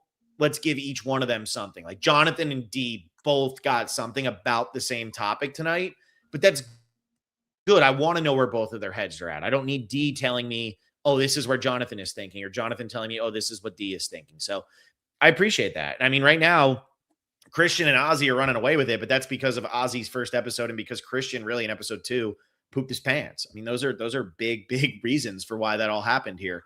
Well, and Christian and Ozzy have both gone to every single tribal council. Along with Emily, who has 13 confessionals, was just tied, is the 5th most on the season so far. So it makes sense. Yeah. Should we give? Yeah. Like, I don't know if we talked enough about Q. Like, Q's gone. Like, what, how are you reacting? How are you feeling? Like, to me, I know Q is a, fan favorite. Everybody wanted him back. I'm weirdly okay with Q going. We saw him play so recently. Part of me, I'm feeling like we're going to see him again, not only on Survivor, but other shows. I think we could see Q on The Traitors. I think we could see him on House of Villains. I think if Deal or No Deal still existed, that would have been a possibility also.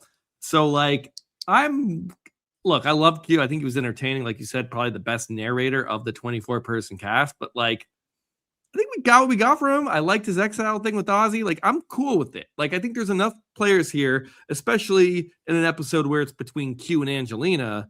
I think I'd rather see Angelina because we haven't seen her in a very long time. She's been waiting to play again.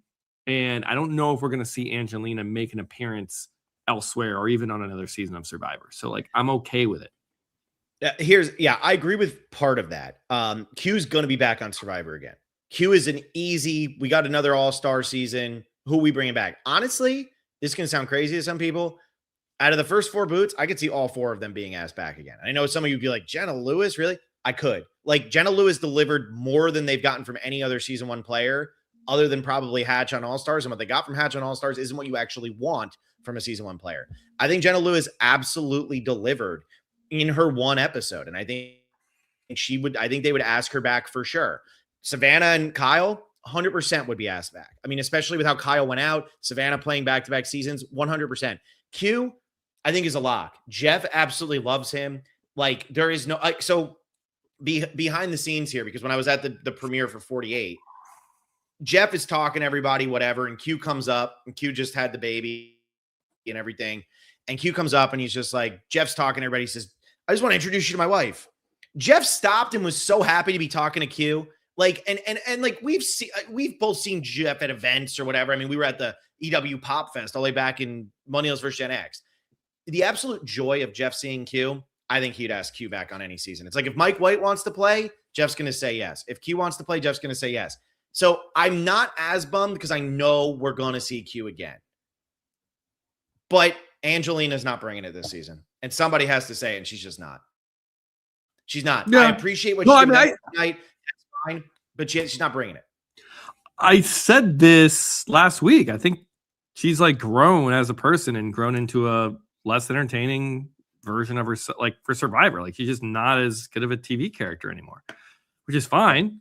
But just because Angelina hasn't done much yet doesn't mean she can't do something in the future. I still, I don't know. I still would have rather had the potential for Angelina to deliver. I would have been bummed losing Angelina here without seeing anything. Wow, that was a complete whiff. Whereas now it's at least I have hope. I can maybe see something from her. Whereas Q, I've already gotten Q. Q is always Q fully, and he's going to continue being Q. And that's why I just think Angelina on Survivor feels like it, this is probably it for her. This is it. This is it. Unless they decide somewhere down the line that she's at a different point of their life. But Angelina is still fine as a character, but it's not the Angelina we thought we were getting. And this is what happens when you cast so far apart or something like that. Sometimes it works, sometimes it doesn't. You think about Kelly Wigglesworth, I think up until maybe a season or 2 ago, I forget who it might have been, had the most confessionals of any woman to ever play Survivor. Then she comes back the second time and has 5. And she makes it to 9th place or 10th place. And she has 5 the entire season because she just didn't bring it. She's at a different point in her life. Angelina is so different of where she is that I think it's impacting what the producers also want from her. Realistically, they don't want mom Angelina, who is super put together and showing off that she's really intelligent and aware of her surroundings. That's not what they want. That's not what they got back in David vs. Goliath. They got a much more entertaining character, one of the most beloved characters in the history of the show. The thing with this version is if Angelina was going to win, they would make sure that we fell in love with this version of Angelina more. And I don't feel like Angelina is going to win. Maybe she's got some legs because she's got the David vs. Goliath alliance, because she has Emily, as Turgenstein said, because it's rigged for her. But I do feel like right now, I would have taken Q over Angelina 100% of the time. And people would have been like, oh, but Angelina, what could have been? This is new Angelina. This is different Angelina. And that's fine. but it's ultimately, I don't think it's going to amount to much the rest of the season because I don't think she's suddenly going to change and be asking for jackets and eggs and all this different stuff. I think she's just going to keep being Angelina. Yeah, I don't know. It's still so early. Like, I don't know. This was her first tribal council she attended. Like, we had to give these people room to play. So yeah, we do. No, I mean, I was okay. I was weirdly okay with Q. And again, it's the comfort of knowing that he'll be back. He's gonna be back. He's gonna be on something. Did you hear? Jeff said the people they contacted for 50 that didn't make the cast are absolutely still in contention to come back. I mean, did you hear that? I did. Yeah, okay. That was right after he actually wrapped that news in the article in which he said it. But no, he did say that. It's good. Did you know tonight was the first time Rick Devens has ever won a tribal immunity challenge? Wow. I mean, he was on the disaster tribe of EOE, and then when he comes back from EOE, it's merge time. So yeah, I mean that adds up. But it's just funny. He goes as far as he does in Edge of Extinction, and he actually makes it to a swap. So he's been on. This was his 4th pre-merge tribe that he's been on, and the first time he's ever not gone to tribal council.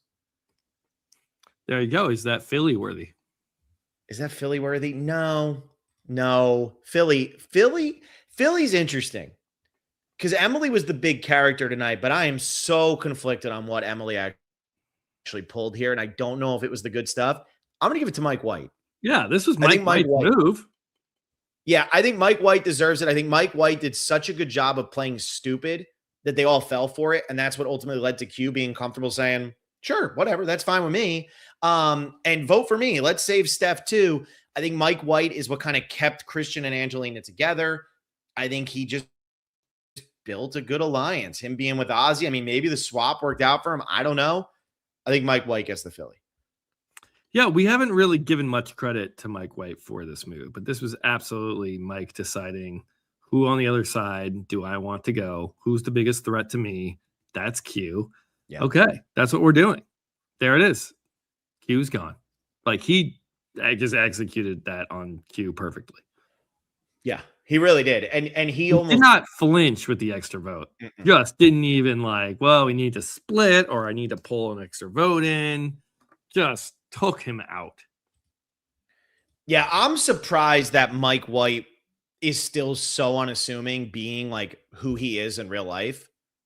And this was perfection. I mean, he's playing a character. Like, we know he's an actor too, but he totally convinced me. Like, yeah, I'm just going to do this. I'm like, why is he telling them to their face? And then he just goes over to Angelina. So I'm telling them it's Steph, but we're really going to vote for Q. Damn, he's playing, man. He's playing Survivor. Yeah, that's a calculated move right there. Yeah, it really is. Okay. The Willie. Who's getting the Willie then? Yeah, I'm also conflicted here. Because it's hard to give it to either of the tribes that didn't go to tribal council. I just don't know if we have enough information. Like, do we give it to Aubrey? But it's like Aubrey has the idol. She made the relationship with Tiffany, so that's good. Do I give it to Genevieve? Because I think she maybe opened her mouth a little bit too much. I don't think I could do that. Not Mother Vive, Phil. No. So I kind of have to look at this tribe and look, Stephanie lost her number one ally. Seems like she's on the bottom, but like, was that really her fault? I might have to give it to Emily, which might sound crazy. I don't know. Emily kind of spilled the beans and then had to backtrack. I think it was pretty sloppy gameplay from her. And I know she ended up being in the swing position, but we say this a lot of times when people end up with the swing vote, it's more circumstantial. Doing San Juan del Sur right now on Every Season Matters on the Patreon. And it's like, yeah, John and Jacqueline have the swing vote. Did they earn that? Did they do anything to get the swing vote, or is it just falling into their lap? Like, I think the tribe swap, the way it worked out with the 3 David versus Goliath, Emily found herself very much in the middle, being so close with Christian. She could kind of go either way. And look, I think she did a good job making a relationship with Ozzy. I think that could be very important. But to spill Christian's info and then completely flip back and forth, and then I do still think voting out one of the David versus Goliath would have been more wise. You keep Q for challenges. You break up a trio of 3 that are likely going to vote together until the merge. So I'm going to give it to Emily here. And I think we talked about this before the season began. Challenges are going to be much more important on this season because at some point we're getting double boots. We haven't gotten them yet. Kyle getting medevac might have actually slowed down the double boots because maybe they would have done one at this point. But Kyle got medevac, so now they say, okay, that's already one episode done. Let's move on. I feel, though, that you have to be assuming double boots are coming. Challenges are more important than ever. You just voted out Q, who's a great, look, he's been on the Disaster Tribe every time. But when you look at the rest of that tribe, Stephanie, fit, sure, but she's older. Ozzy, good at challenges, but he's older. Like we've seen Ozzy take a little bit of a step back. Christian's not as good as Chrissy or Camilla at puzzles. That was proof tonight. Mike White, he's got abs, but what else does he have? Emily and Angelina, not very good at challenges. So when I watch this, I say to myself, like, this was a bad move. If we're going to start doing double boots, this tribe is going every time. So if we get 3 double boots and there's no other tribe swap, this tribe's going every time. But I could see another tribe swap because we did swap early. I think there's definitely another tribe swap. We saw it in 49. We had 2 tribe swaps, and you had thought, hey, maybe this is a test run for 50 just to see how it shakes out. Especially starting with more players, it just makes a second tribe swap more doable and more likely. I don't think Jeff ever likes when their relationships get stale or things are set in stone. So, like, why not mix it up again? Again, this could be the correct move for Emily. And maybe it's a conservative move, and that might be why I'm against it, where, like, she has now this safety in this 4. But you know they're closer to each other than they are to you. And I think she could have used this as an opportunity to really like make a bond with Ozzy, Steph, Q, like new people, and then like keep Christian in the game, like keep Christian as your number. So I mean it's tough here. The Willie is always tricky because I can't give it to Q. So it's like I think and even if this is the right move, I think she was too sloppy with her strategy. Yeah, she talked way too much. I think she just kind of, again, just for the sole reason that you have Christian on your tribe to go clear the air, like to drop his info that he was confiding in you too. I know you don't like being told information late, but you still have to at some point look at it like, okay, at least he was reaching out and telling me something before I go onto a new tribe without him, perhaps. Like, yeah, that alone. Well, and the other thing is, with Emily, this is the same mistake she's made in her season. Like she got in trouble early on her tribe because she said too much. And then she ends up getting voted out because she wants to brag about the fact that she's the one who got Bruce out, that it was all her, that it was her idea that put a target on her back. And I feel like maybe she want to get rid of Angelina because Angelina for her is important and she likes Angelina. Maybe she had to go and pitch to everybody, let's get rid of Mike White. And if we don't get rid of Mike White, it's probably going to be one of you. I think that pitch might work. I think Q, and I think that Ozzy, and I think that Stephanie, I know Q didn't have a vote, but I think they might have been more okay with voting out Mike White. And Emily, that's who she's got the least amount of bond with. So maybe you get rid of Mike White there, and that's how you get rid of the Dave versus Goliath. And you say, no, Angelina, I want to keep, and here's the reason why. 1, I'm a little close with her, but 2, she's an easy boot next time. And they're now the Dave versus Goliaths are weakened. Maybe that would have made more sense. Yeah, but I don't know. The whole reason for moving the target off of Angelina is because you have a great relationship with Angelina, and now you go vote out her best friend. Like, I don't know if you're maintaining that great bond with it. Like, I don't know. It feel like if you're going to stick with Angelina and you're like, we have this great bond and, you know, Christian's already in that group, you have a good bond with him. Like, I think you're either sticking with that group or you're going against that group. I don't know if like playing the middle on that is going to like keep you in the good graces of either side. And you might, you know, fall into like a Sarah Lucina Cagayan situation where it's like, why is Emily swinging back and forth? Why are we letting her dictate this? Let's just take out Emily. So yeah. Emily had a big episode tonight, but I think Emily's winning chances took a big hit tonight. Yeah. I don't know if that makes sense. All right. I agree. I'm going to go over to the questions. Is sure. that good? Questions, right. Yeah. Let's go over to the questions. So the questions for tonight, I got to actually find them. This is my fault. So for anybody who's playing along in this game, and look, if you're not playing along in it right now, Real TV Fantasy, I post the questions. You can jump in. Even if you're late, you're not going to be able to win the Todd Herzog Pop Funko, but play with your family. Do something, right? On Wednesday nights. Like, it gives you some extra reason to watch the episode, something a little fun. Name one of the first 3 people Jeff will name when introducing the new tribes to the audience. It was Charlie D and Rizgod. Who will Jeff compliment in a challenge? The only one he complimented was Chrissy, and it really came like right at the end of the challenge. When he was saying you put yourself in that power positioning, you did it. There were a couple of times you said catching up. I said catching up's not a compliment. That's just a statement. Who will say the episode title? That was Christian Hubicki when he said to Charlie, did you vote for a swap? Right after Charlie was complaining about the swap. Who will have their mouth blurred? Christian, Coach, Emily, and Q. First person Jeff asked a question at Tribal was Stephanie. Who will have 0 confessionals this week? Nobody. Most confessionals was Emily Flippin. Participate in a puzzle. Charlie, Chrissy, Christian, Coach, Genevieve, Camilla, Ozzy, Q, and Rizzo. First player shown holding the tribal immunity idol after the immunity challenge was Camilla. And who had the deciding vote? It was a tough one this week because it was Q and it was hard to tell, but it was Christian. So Christian had a big week from this episode, which is what my guest last week, Joe Dorowski, had guessed. The author of Survivor Cultural History. He came on and he was picking Christian for a lot of stuff, and Christian ended up being the answer for a lot. Patrick Day Stahl says, join now and you can probably still beat me. The scores are low, except for there's a couple people now who are into double digits finally, and there's a couple people who are doing really, really good. So I know you reminded me 10 minutes before I didn't see it. I need reminding, Phil. Look, man, I did my best. I'm not going to give you too much of an advantage. I'm assuming, look, 10 minutes before I got Inside Edition on, I am suffering through whatever the rest of that episode is. Like, that's what my life is becoming. I watched 10 minutes of Inside Edition. Like, you want to see something silly? Like, not really, but I guess I have to right now. So, Jeff cannot be considered for an episode title because the format over on Real TV Fantasy only allows for players to be the answers. So, no. Anything else from this episode? This is our shortest recap so far. It's still an hour and a half. It's still longer than the episode actually was. But I just love talking about players that I actually know. And I feel like there was a lot, like we had said at the beginning, I had to rip into the rap just because I knew people wanted that. And because I got to be the nice version before Blake comes out and is like, Jeff needs to go into a retirement home. However, like there was a lot to chew on here. And even though it might not have been as strong as the first 2 episodes, this is a good episode. And having the tribe swap does leave a lot up in the air. So I'm ready to watch. Turgenstein says, what about the Coach Colby Joe alliance? Look, Coach and Colby getting together and being on the tribe together, I'm all about that. I hope that they are the final 2. I hope it's a final 2 and it's them. Did you vote for a final 2 or a final 3?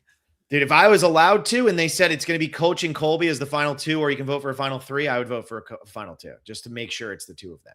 Because that would be the greatest final 2 of all time. I don't even care. Finally, something to top Brian and Clay. Joe and Tiffany. Joe and Tiffany. No way. It's not happening. But I know you're hard on Joe. You're not. Are you entertained by Joe this season? I mean, last week, Joe was kind of like one of the most important people of the episode. We talked about the Devins Joe conversation, maybe 30 minutes last week. He provides a different energy and is a different character. Not a ton from him tonight, but it was funny. Coach being like, the only reason I'm here is because you brought back honesty, integrity, loyalty. Like that was, for Coach to get swapped onto a tribe and then say, enjoyed you in your season. And this is why it's all about me and why I'm here. Again, like I hope that's the Coach we love. I'm still hoping for Coach to win. Yeah, I'm really hoping. So speaking of Joe Mena tomorrow night, 7:30 p.m. Eastern time, digging deeper with me and Blake. Sunday, 6 p.m. Eastern time, I got Kelly Wentworth coming on for predictions of power rankings. So plenty to talk about there with Aubrey. What time? And with 6 p.m. Eastern. Okay. Yeah, just send me a reminder. Yeah, I'll send you 10 minutes before. I'm sure you'll be there. You did not remind me about Sophie.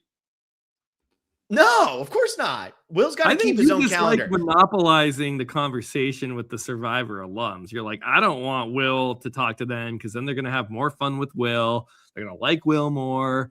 This is my podcast. I'm the number one specialist. We can't have Will on here. I only have Will for recaps. I think that's what's going on. I mean, I'm going to text you 10 minutes before, and you're going to be like, "Well, it's Selection Sunday. Like, I'm going to go to an Oscars party or something. Like, it's Oscar Sunday." And then the next week, oh, well, the NCAA tournament's on. And the next week, well, the NCAA tournament's on.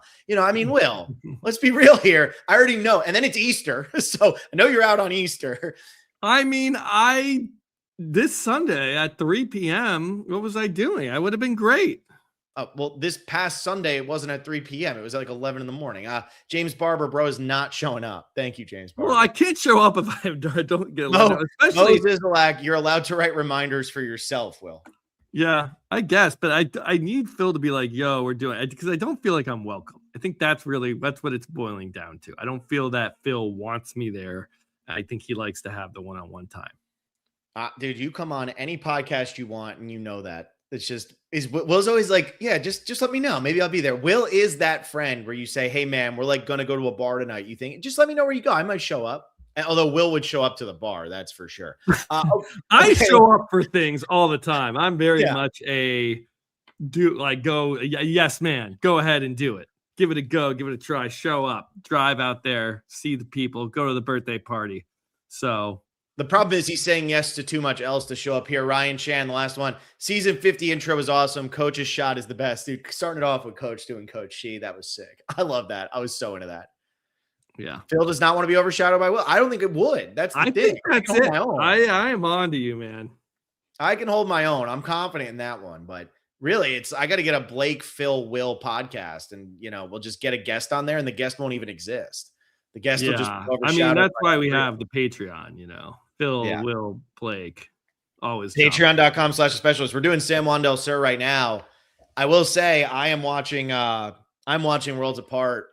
That season has a lot of issues, especially with some of the meanness from that cast. But my God, am I entertained? I am laughing my ass off the entire time. And a lot of times I'm laughing and not feeling like I should be. And it was very ironic. We watched Kelly last night get clocked in the head by the thing falling. And then tonight I watched Colby smash his head into a pole. So Moses Lack says, will we see Alexa this season? Yes, you will. It's coming up soon.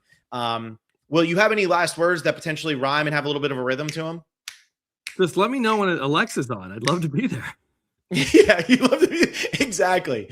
All right. Well, like this video, subscribe to the channel, patreon.com/specialist. John and I did do a special Oscars episode yesterday. So if you're interested in the Oscars and if you're entering an Oscar pool or something, we gave our picks for every category. It was a long ass podcast because they just keep adding categories to make the show even longer and longer and longer. But it was a fun podcast. We talked about all of them.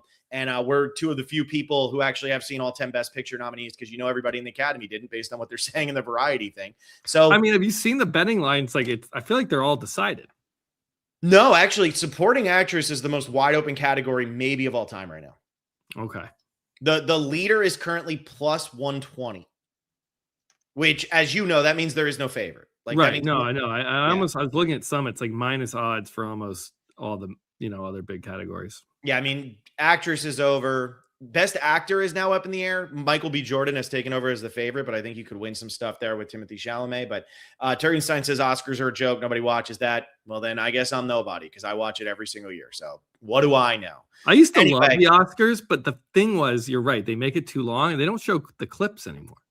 That was the best part. It'd be like, here's the nominees for the best actor or best actress. And then you would show like a 15-second snippet. And now it's like a half a second frame. And it's like, okay, that doesn't do anything for me. I want to see another actor coming out and being like, you're so wonderful. I remember that time we were on a movie together. It's like, I don't care about what they've done together. Anyway. All right. That's it. We're wrapping up. Like the video, subscribe to the channel. Tomorrow, 7:30 p.m. Eastern. Joe Mena, Digging Deeper. That's what it's all about. We will see you guys later. See ya.